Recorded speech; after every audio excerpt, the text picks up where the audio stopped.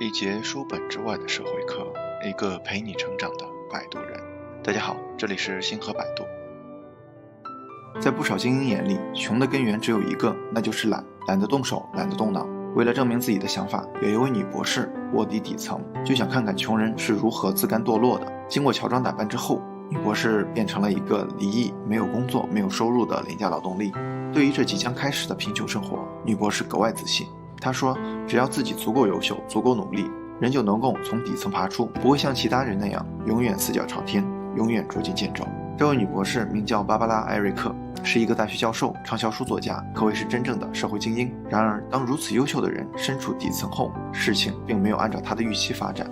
不管是做服务员、清洁工还是销售，哪怕每一份工作都是行业内薪资最高的，女博士都绝望地发现，如果你在底层，就算忙到吐血，依然翻不了身。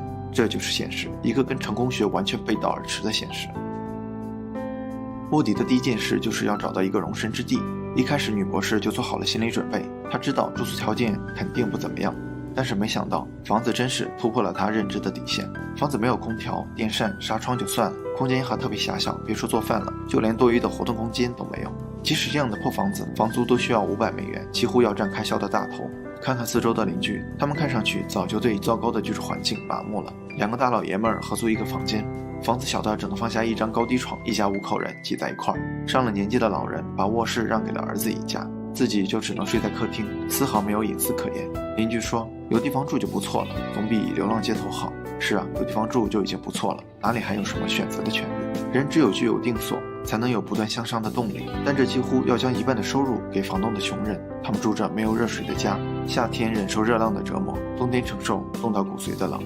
他们根本就不敢奢求家里能有多温馨，只求有一个能安心睡觉的地方，不流落街头，有一个容身之地，是他们最后的尊严。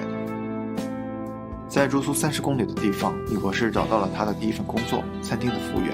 早晨4点45分的时候，闹钟就一遍遍催人起床，四周都还是漆黑的一片。换作平日，这里起床时间足足还有3个小时，但现在女博士不得不强行拖起疲惫的身体。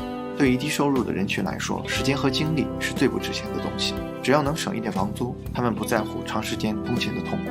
当女博士一路奔波到饭店时，她早已经精疲力竭，但忙碌的一天才刚刚开始。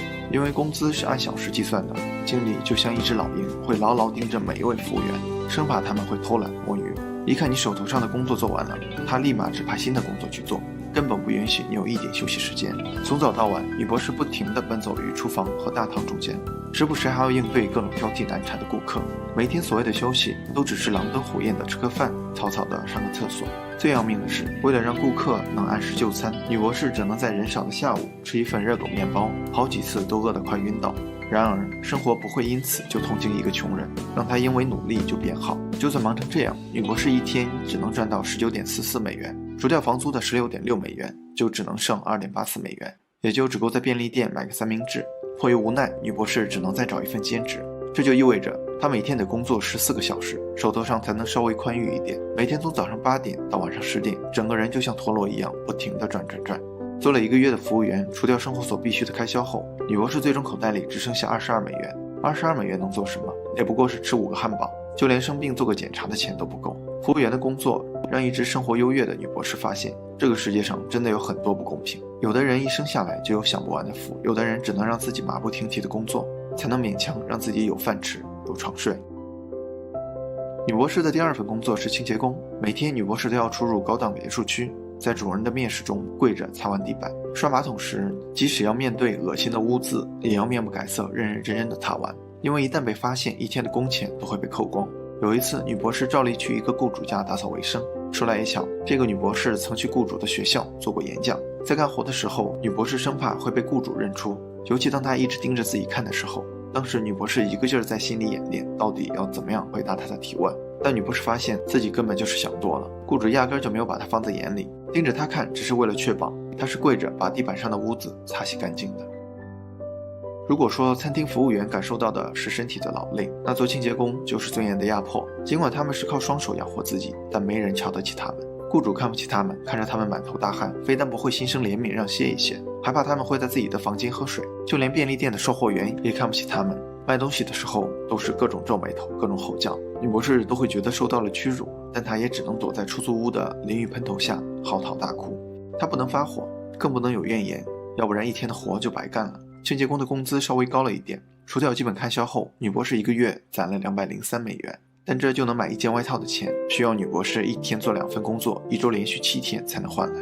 清洁工的工作让一直骄傲的女博士发现，这个世界上的尊严是最不切实际的东西。因为生活的压迫，多少人宁可为高一点的薪资放弃自己的尊严。就像马斯洛的需求理论，这些可怜的人还在为生计奔波，哪里还有时间去考虑生活？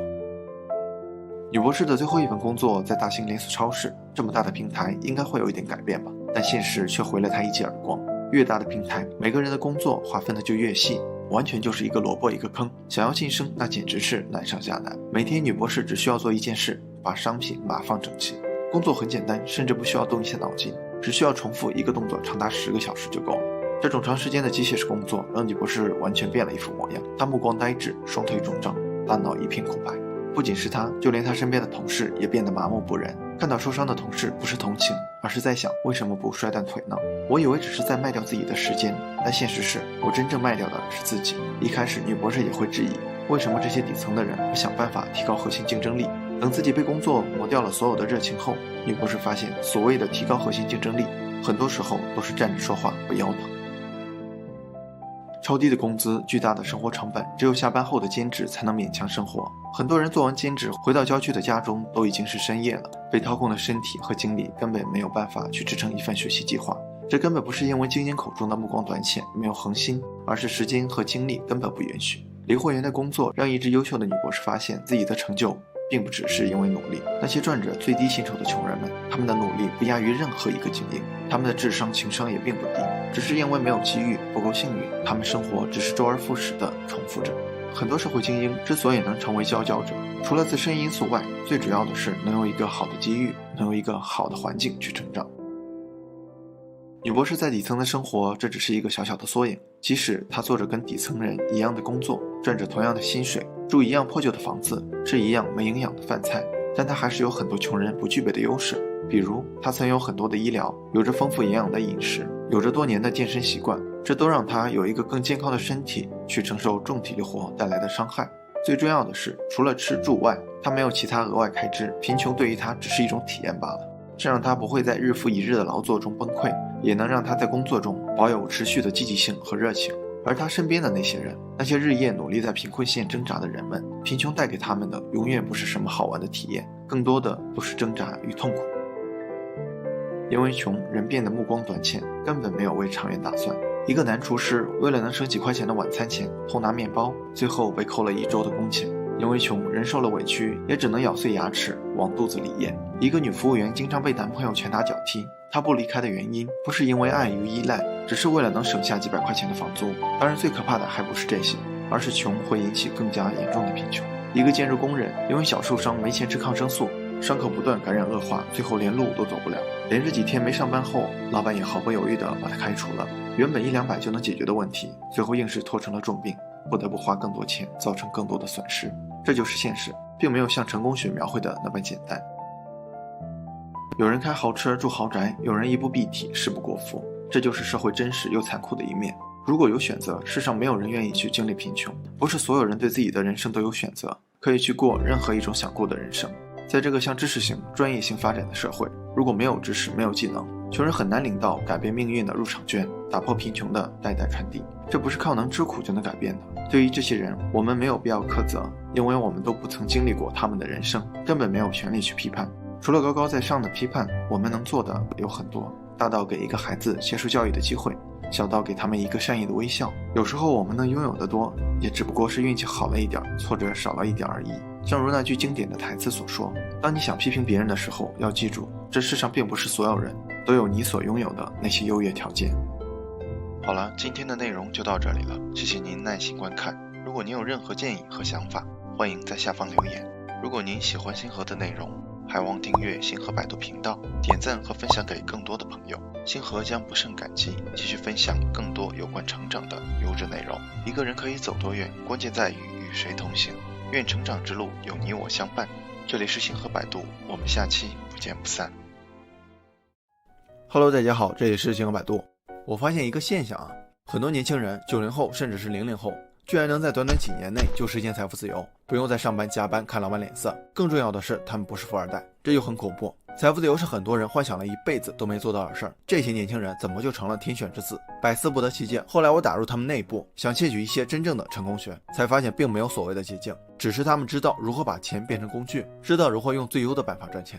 这里不得不提到财富自由，你可能会说，财富自由不就是有很多钱吗？也对啊，但不完全对。李笑来老师对财富自由的定义是，一个人再也不用为了满足生活必须而出售自己的时间了。也就是说，财富自由不是钱的自由，而是时间的自由。这也是为什么有些人把时间看得重于一切，恨不得去厕所还带着秒表。因为时间是每个人都相同的，无法凭空创造的最稀缺的资源，每个人都在用最公平的最稀缺的时间来换取金钱。怎样把投转比做到最高，就要看各自的能力了。今天我们聊聊赚钱的4层境界，几乎每一层都和时间有关，而且90%的人仍然停留在第一层。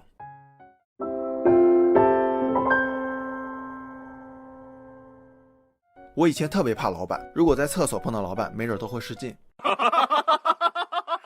很多人觉得是老板养自己，是自己的衣食父母，所以唯命是从。但也有一些人，他们敢给老板提意见，敢表达自己的看法，甚至敢和老板吵架，因为他们知道工作是一个价值交换的过程，自己出售的是时间和能力，公司支付等价的薪水。这跟你去菜市场买菜一个道理，一手交钱一手交货，双方各取所需，彼此合作，而不是你把我当佣人，我还把你当爸爸。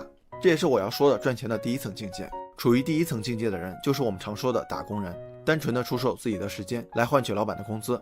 当然，同一份时间只能出售一次。典型的打工者就像原来我的思维，让干嘛就干嘛，他们更关心老板给多少钱，钱什么时候到，年底奖金有多少，明年会不会加薪。所以处在第一层境界的打工者，会在自己的岗位上不断提高自己的单位时间所创造出的价值，以便换取更高的工资。虽然这也是一个不错的选择，但想要财富自由还远远不够。在第一层待久了，思维会受局限，天花板伸手就能摸到。但遗憾的是，很多人工作多年，至今还停留在打工者这个层面，无法自拔。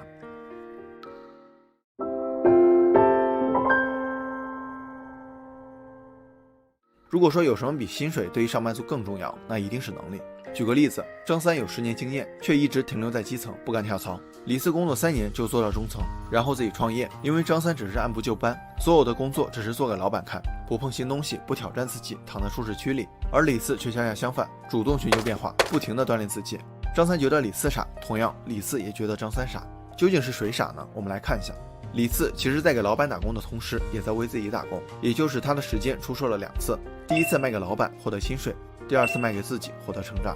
成长者更看重的是个人能力的增长，给老板打工只是顺带的事儿。这其实也是一种投资思维，薪水是短期收益，成长是长期收益。或者我们用巴菲特最喜欢的复利来解释，复利的本质是做事情 A 会导致结果 B， 而结果 B 又会反过来加强 A， 不断循环。虽然每天的进步不可能每次都能加强到明天的工作，但给我们提供了一个事儿值不值得做的判断方法，可以从价值和复利2个维度来判断。价值对应着当下，可以是心智、情感、身体和物质等；复利对应着未来，就是现在做的事对未来有没有价值。可以分为4个象限：高价值高复利，比如找到真爱、健身；高薪而且有前景的工作；高价值低复利，比如打游戏、shopping；高薪没前景的工作；低价值高复利，阅读；低薪但有前景的工作；低价值低复利，漫无目的的刷手机；低薪没前景的工作。所以我们在就业选择上也好，生活方式上也好，都可以通过这4个象限来判断。如果一份工作不能给你带来高复利，那不管老板给你多少钱都不建议做，因为在工作中成长才是我们该考虑的第一目标。没有成长是风险最大的工作方式。之前互联网大厂相继裁员，如果你的工作就有不可替代性，就不用担心会被裁掉。而被公司裁掉的那些人，并不是时代抛弃了他们，而是自己抛弃了自己。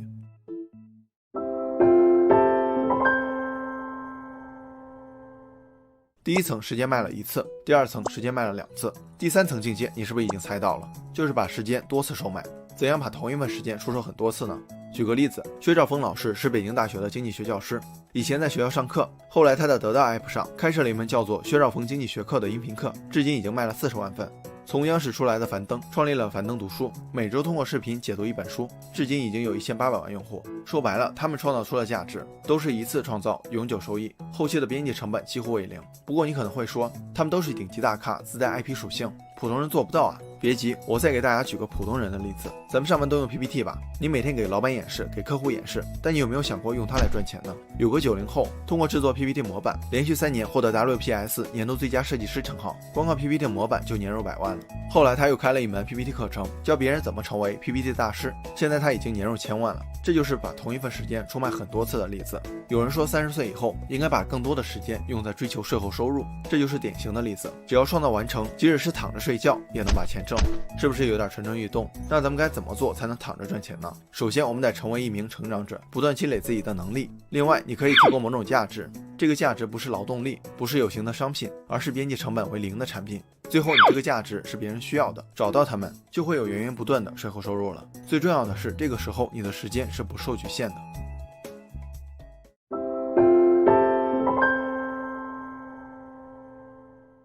到了第3层境界，你发现自己的时间价值已经到顶了，同一份时间已经出售了很多次，还能怎么提升呢？这也就是赚钱的第4层境界，用钱买别人的时间，创造价值，然后再卖出去。其实就是咱们常说的万恶的资本家。有2种典型的人群，老板和投资人。老板是买第1层境界的人的时间，创造产品或者服务，然后再卖出去。而投资人更牛，买的是老板的时间。所以说到底还是时间的买卖，只是到了第4层境界，时间是别人的。所以我们会发现，他们请助理、请司机、请保姆，看上去是享受生活，但更重要的原因是他们时间成本很高。同样的时间，他们更愿意创造更多的价值。直白点说啊，更愿意多割点咱们韭菜的钱。这个境界的人考虑问题是从时间角度来考虑的，而不是从钱的角度。任何消耗时间的事情，他们都更愿意用钱来交换，所以他们雇了我们这些打工人。但像前面说的，虽然他们有钱有能力，咱们也没必要觉得低人一等。给他们打工就是价值交换的过程，如果他们提供的平台不在第一象限，就不用听他们满嘴跑火车，尽早改换跑道。最后还要说一点，从第1层境界到第4层境界要经过很长的时间去积累，坚持到了拐点之后才会爆发出效果。胡伟伟做了10年的汽车记者才创办了摩拜，六神磊磊在新华社做了8年记者才踏入自媒体行业，帕皮酱在网上发布了几千条视频才开始火起来。所以坚持做对的事情，而且一直坚持下去，得不到任何反馈是因为还没有到达拐点，这个时候只能笃信自己。在商业上有一个著名的3级火箭战略，这是从火箭的设计原理借鉴过来的。火箭是靠自己把自己给推起来的。第1级搭建高频头部流量，第2级沉淀用户的商业场景，第3级完成商业闭环。可能会有点懵啊，举个例子，360的第1级火箭是免费杀毒工具，第2级火箭是从免费杀毒工具变为安全网络平台，第3级火箭是在线广告、游戏、互联网和增值业务的商业布局。其实赚钱的4层境界也符合3级火箭的原理，从打工者到成长者，再到 IP 者，最后到资本家，都是一级一级自己把自己给推起来的。所以不要仅停留在赚钱上，把目标放长远，放在创造价值上，因为赚钱是结果而不是目的。现在在哪一级不重要，重要的是你有没有在推自己，行远自饵，踔厉奋发。好了，本期视频就到这儿了，感谢您耐心观看。如果您喜欢星河的内容，还望订阅关注，分享给更多的朋友。一个人能走多远，要看他与谁同行。关注星河百度，咱们每周聊点有温度的成长内容。下期视频不见不散。前几天我的一期视频，富人总说自己靠努力，却从不愿透露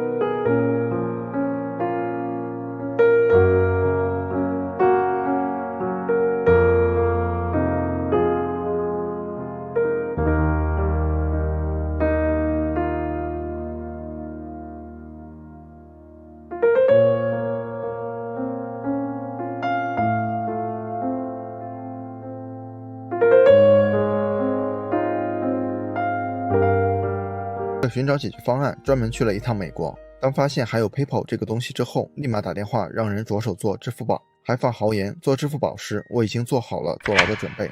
2年时间，淘宝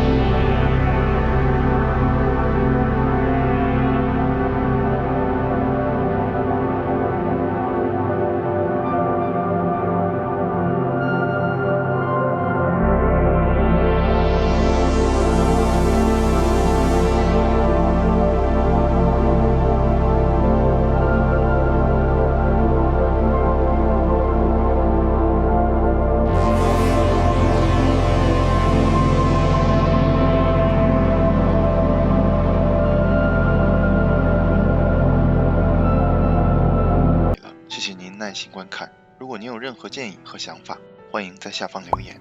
如果您喜欢星河的内容，还望订阅星河百度频道，点赞和分享给更多的朋友。星河将不胜感激，继续分享更多有关成长的优质内容。一个人可以走多远，关键在于与谁同行。愿成长之路有你我相伴。这里是星河百度，我们下期不见不散。一节书本之外的社会课，一个陪你成长的摆渡人。大家好，这里是星河百度。少年马云高考失利后，因为个人条件找不到工作，只能靠父亲的关系去蹬三轮车。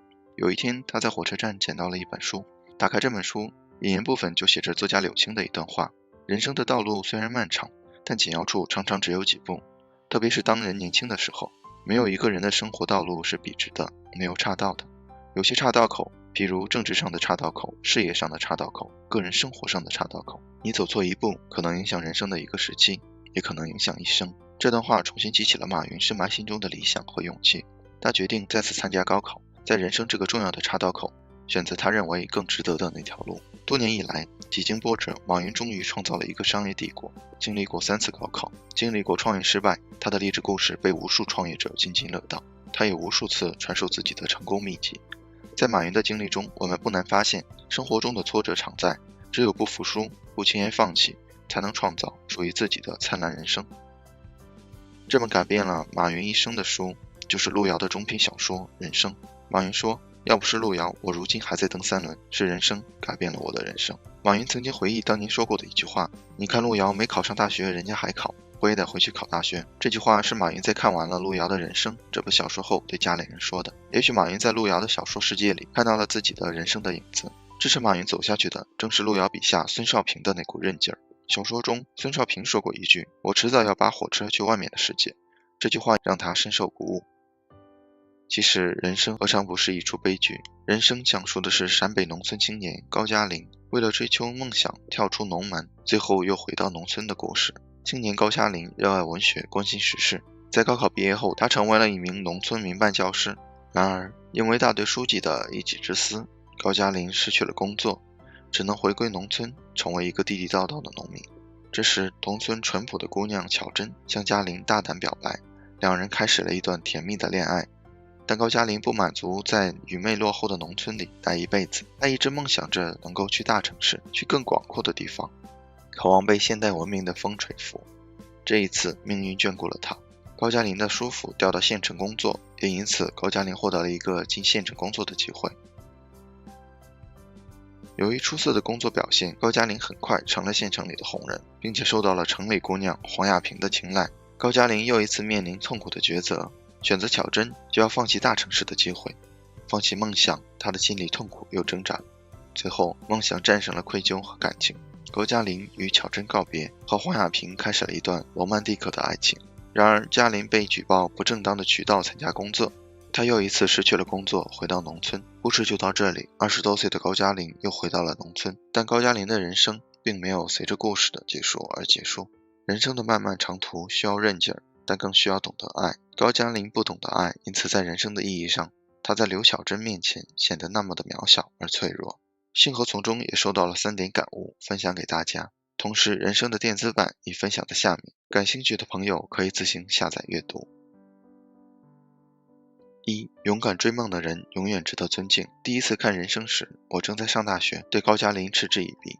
在高加林再次回到农村时，我还幸灾乐祸地说了一句活该。后来再次读人生这本书，才发现高加林不应该被唾弃，反而应该被同情和理解。在时代的背景下，在命运的安排里，高加林的努力和挣扎苍白又无力。他满身才学，用大队书记的话来说，他会写会画会唱会拉，性子又硬心机又灵，一身的大丈夫气概。然而如此优秀的他，只因为没有城镇户口，只能在高中毕业后回到农村。尽管他没有县城里同学的优势，但高加林还是有自己的想法和追求。他不想像父亲一样成为土地的奴隶。在作为民办教师的3年里，他一有时间就继续学习。他对喜爱的文科深入钻研，并且希望能够通过考试成为正式的国家教师。